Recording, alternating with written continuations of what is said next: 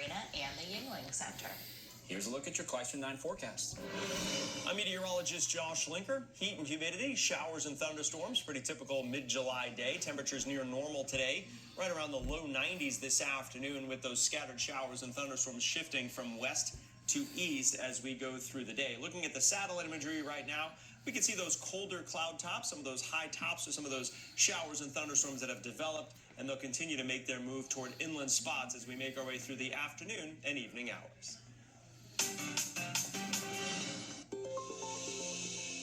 July is National Minority Mental Health Awareness Month, and mental health professionals in the Bay Area are shining a light on the importance of joy over trauma in the Black community. In this week's Justice for All, Spectrum Bay News 9's Sandra Weathers introduces us to some mental health experts, offering a different approach to therapy and sharing what it means to have joy.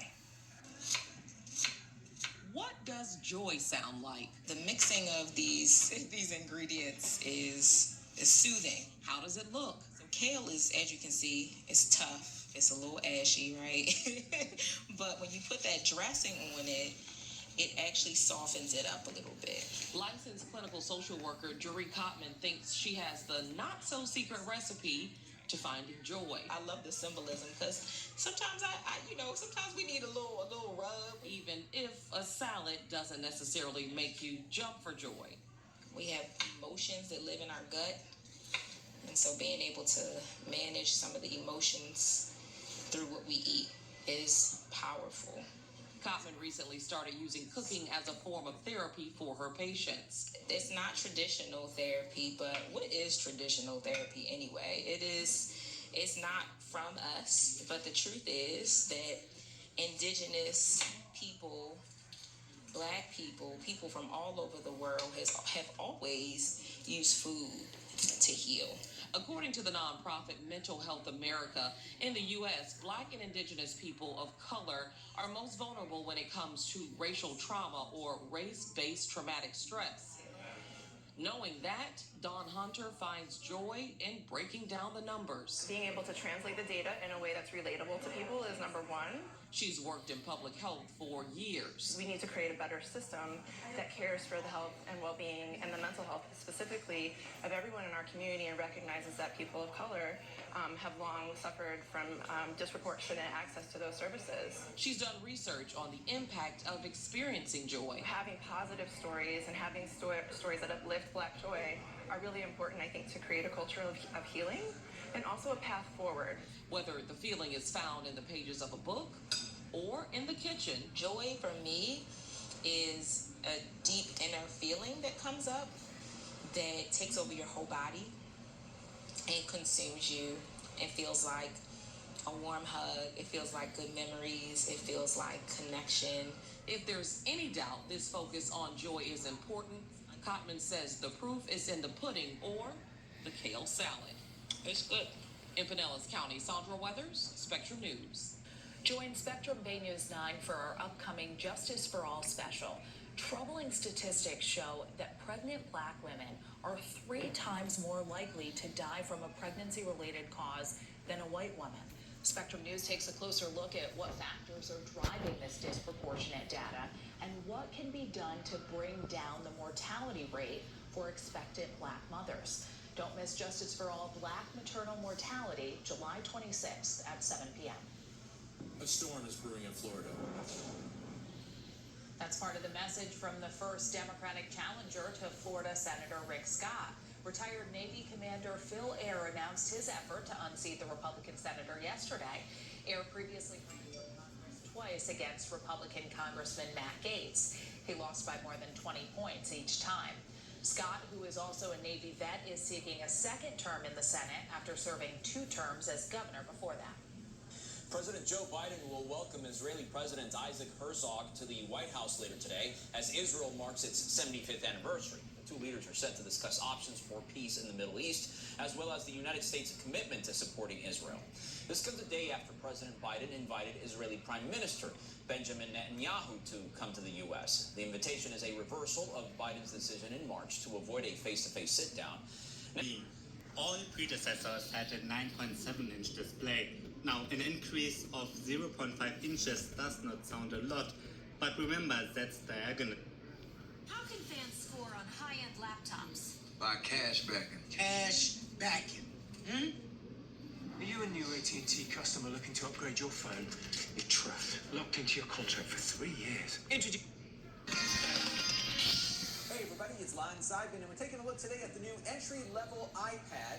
This is the new 10.2-inch 7th generation device. This replaces the 9.7 6th generation device that we looked at here on the channel not all that long ago.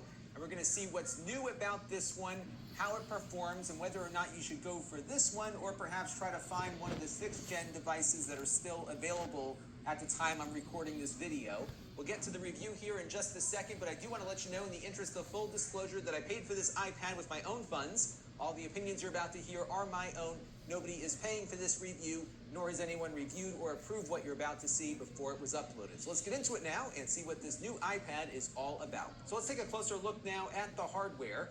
This starts at $329 with 32 gigabytes of storage. They have a 128 gigabyte version for a little bit more. I suspect, like the other iPad, we'll see price reductions from various retailers as they get out into the marketplace, so be on the lookout for lower prices. Now this one has a larger display than the prior entry-level version.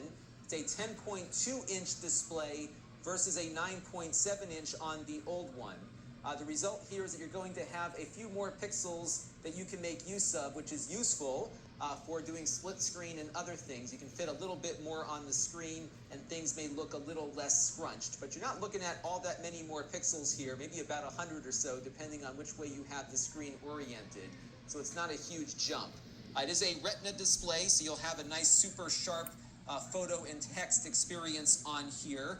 It's 264 points per inch, and they rate the brightness at about 500 nits. It is a nice and bright display, but of course you will get a better quality display on the more expensive iPads.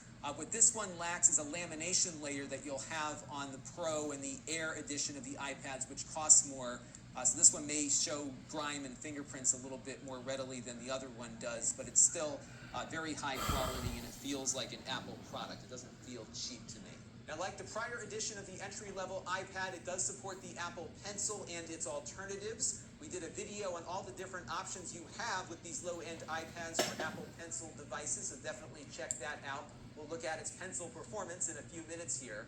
Now, what's been added to this new one that wasn't on the prior edition of the entry-level is support for the Apple Smart Keyboard covers. And that's what these three little dots here are at the bottom. So when you buy your $159 keyboard, yes, it costs that much, it'll attach to that magnetically, and it will work as a screen protector, but you can also fold it out and get a pretty nice keyboard, actually. I've been using these keyboards now for the last couple of years, and I've been pretty happy with the performance on them. They are relatively easy to type on.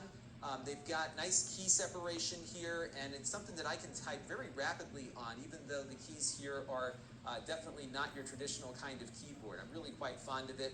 It doesn't connect via Bluetooth, so you don't have to worry about pairing or anything else like that, and I've really grown to love these keyboards quite a bit, despite their high price tag. I was expecting perhaps a less expensive keyboard that might be available for this, but no, it's the same keyboard that they use on the iPad Air.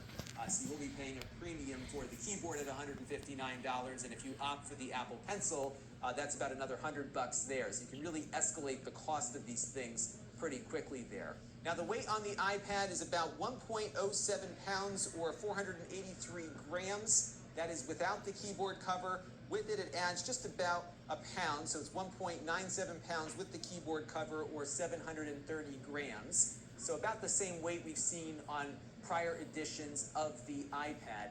There's a cellular version of this in addition to the one we have here, which is just Wi-Fi. That cellular version adds a little bit of weight to the mix, but it's roughly about the same weight. So beyond the larger screen and the keyboard connector, you largely have the same iPad you've been accustomed to here with their new entry-level model.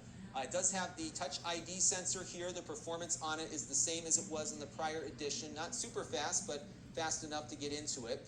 That Touch ID sensor doubles as a home button, so you can push that button to go home or double tap it to get your multitasking menu up there. But you can also choose to use gesture controls now, so you can swipe up from the bottom there to go home. You can get your multitasking thing up by doing a slower swipe So a lot of the newer features on the newer iPads with the gestures will also work here. You got a front-facing camera here, 1.2 megapixels, nothing spectacular, but good enough for FaceTime. It'll record 720p video out of the front. The rear camera, I believe, is the same as last year as well, 8 megapixels, 1080p at 30 frames per second max video. It will do slow-mo 720p at 120 frames per second. Not the best photo quality and certainly not the best video quality, but it's good enough, I think, given the price point here, and probably better than other low-cost tablets from other manufacturers. So that's not too bad on that front. Your volume controls are right here as they were with this entry-level model. Known as a loving parent. Known for lessons that matter. Now, surprisingly, Apple did not update the processor on their entry-level iPad, and as a result, this processor now is about 3 years old, and they could have maybe gone up to the A11 or something that's a little bit more current, but instead it will perform where last year's version did. But despite that...